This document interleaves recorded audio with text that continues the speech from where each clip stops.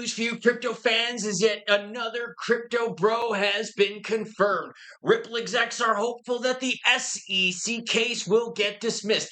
ETF filings and Kramer just bent over the Bitcoin maxis. I say lots of naughty things, so here's your warning. Buenos noches, senors and senoritas. What do we got today? Well, we got a little bit of red popping up on the screen, but we got good news to offset that red. Before we get into it, your comments come first. Hot, spicy, naughty, relevant. Maybe I'll share it beginning of the next video. By the way, thank you everyone for sharing the debanking stories regarding you in crypto.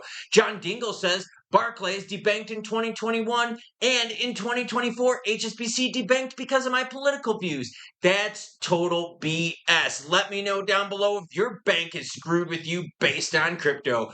49er Joe's hanging out that says, boom, first, finally, fast times at Ridgemont High. That's right, Mr. Hand. That was an 80s movie in a nutshell right there. You touched my nerve, Klaus. You also put SpongeBob back in the vids. That's right. He told Michael Saylor to go F himself. And you know who told Michael Saylor to go F himself in the whole Bitcoin maxis? Kramer. You gotta watch this. Gonna have to watch his line again. It's an Oscar for sure. Bitcoin sitting at 101,366 ETH, 3,078 XRP still in the green at $3.06. Sweet, deep in the red. Near VeChain, Casp, a bunch of them deep in the red. So let's get into the news and figure out what's going on. Kramer says you should own Bitcoin. For real, it's done. The moment Kramer says to do something, the market usually does the opposite. So maybe he just gave all those maxis the kiss of death. CNBC's Jim Cramer recently urged investors to own BTC directly rather than investing in MicroStrategy. Now, I will admit, I have to agree with that because MicroStrategy is just leveraging so much future debt on the hopes that BTC does nothing but go up. Kramer said, I own Bitcoin. You should own Bitcoin. Well, how long will it take until BTC crashes from Kramer's blessing? Bitwise files for SEC spot Dogecoin ETF. Yeah, they filed for a trust about a week ago, and now they got an ETF filing. I know I got Doge fans in the house. Bitwise has filed with the U.S. SEC to list an ETF tracking the price of Doge. The proposed Bitwise Dogecoin ETF would hold Dogecoin and closely track the price movement according to a January 28th S1 filing. Hey, Garmin, that's today. Oh, that's why you hit the subscribe button because I bring you hot news all day long. Bloomberg ETF analyst James Seffer noticed that on X that Bitwise filed to register Dogecoin Trust in January 22nd, but this makes it official. You want to see their 19B and S1 filing? It's all linked where everyone in the description below. Victory for us crypto bros and gals, geez, Klaus, seniors and senoritas. Scott Bessent confirmed as the U.S. Treasury Secretary, signaling a pro-crypto stance. Want to hear something really awesome with this? Notably, 16 Democrats sided with Republicans to support the nomination, representing a significant victory for President Trump's administration. Bessent, a 62-year-old from Tennessee, is a staunch supporter of Trump's economic policies, including the renewal of $4 trillion in expiring tax cuts. During his confirmation hearing, Bessent expressed his concerns over government spending, calling it out of control. I'm highlighting this because government spending has been something that we've all been fearful about. And when the U.S. starts going at all their debt ceiling crisis and all that, it rocks all the markets, including the crypto markets. Ripple CEO Brad Garlinghouse congratulated Bessent on a social media platform, expressing confidence in his ability to foster growth in the United States. He says this is now taken out of necessity. That's right, because crypto is about freedom and the crypto economy is here to stay. Love it. That came from Bessent himself. What's really cool about this is, we got 16 Democrats to side with the Republicans. The vote, by the way, 68-29. Juicy news. Everyone loved to share it with you. On X Spaces earlier today, Stuart Alderati said what? He said, guess what? I believe that the SEC chair is going to withdraw the enforcement case. Here's the cool thing about that. Remember, the case has nothing to do with fraud. And that is awesome. Why? Because if it had to do with fraud, trust me, they'd keep the case going. But since it doesn't, oh, girlfriend, I think they're going to remove it. In a January 28th X Spaces discussion for XRP Community Day 2025, Alderati said he was hopeful that the SEC under Atkins would drop crypto enforcement cases not involving fraud, in which the lawsuit was based mainly on registration issues.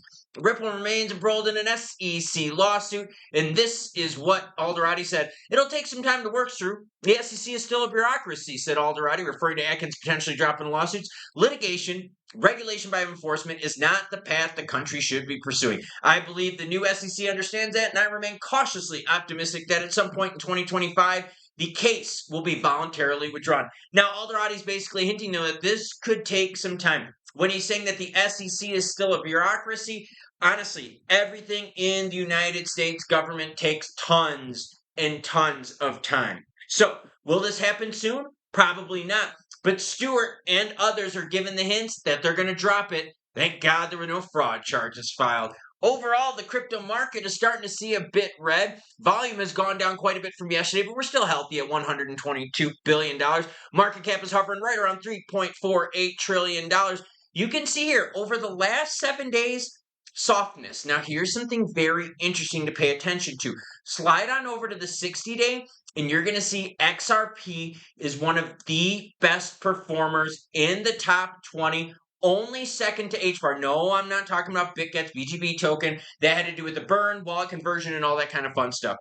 Talking about traditional assets here. So XRP is still holding strong onto its gains. Now, the 7-day, what are you seeing? A lot of red on the screen. But that's okay, because remember, we floated around the $2 mark for a while, and then we pumped on up. We're floating around the $3 mark for a while, and hopefully we'll pump on up.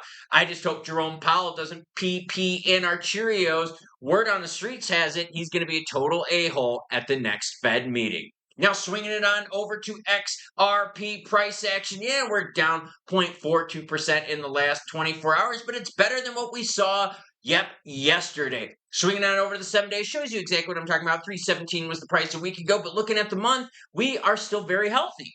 Remember that, everyone. You need to zoom out every once in a while and not get lost to the day-to-day minutia. Zooming out on XRP shows us a price of $2.10. And remember, we had 3 tests, big tests at the $2 range, where each time we went just a little bit below, but we held it and came right back. And then all of a sudden we roared even harder and yes, pushed to that $3 mark. I have a feeling we're going to see the same pattern repeat here, just waiting for the news that's going to break us to that next mark. Now, will that come from Jerome Powell? I doubt it. Word on the street is he's kind of got a bone to pick with Trump, and although we know he's going to pause, his words sometimes carry a lot more strength than the rate cuts themselves. So if Jerome mutters anything about no cuts this year, or even raising rates, F word, look for a very short-term pullback from the market. Overall volume for XRP is down for the lunacy of yesterday, 40% to 9.4 billion. Still healthy, and overall the market is very healthy. I understand that a lot of you out there want those green candlesticks to just go up, and up. But remember, like I said earlier, you got to zoom out, girlfriend, because for the longest time, we were floating between 30 and 50 cents. We had a negative SEC. We had a Senate that was against crypto. We had a president against crypto. We had CFTC that wasn't helping out crypto. And now all of those things have been changed. But go back to what Stewart said. It's going to take some time, all right? The SEC is still a bureaucracy. And yes, the red tape in the government, no matter how much Trump, Elon, and all the others try to work through it, there's still lots of red tape to cut through. But I'm optimistic, and so are a bunch of Ripple pigs out there, that we're going to get this case dropped in 2025. And I got to be honest with you, I may have overcooked it a little bit today because Garmin's telling me that my heart rate's still a bit too elevated for just chilling out right here. Or maybe it's because I'm so excited with all the juicy crypto news, like getting Besson in. Oh, and maybe I'm also excited that what? That Cramer delivered the BTC kiss of death saying you should own BTC. The only thing better than that Cramer could do for all of us would be what, everyone? Saying don't own XRP. Because you know that would completely rock the market and XRP would skyrocket. We're talking about inverse Cramer trading, baby. But I want to hear from you. Are you confident at XRP $3 price range? Are you confident that the SEC case is going to be dropped this year? And what are your thoughts on an XRP multi-crypto basket strategic reserve with the United States? Or should we go single BTC action? Let me know in the comments down below, and check out this video right here, which goes in depth in regards to that topic. Now, Gotta be honest. Just keeping an eye on Jerome Powell, and hopefully he doesn't pee in our Cheerios. Garmin, help us out with this one. Choo choo, bitches. Your heart rate's still way too high, Klaus.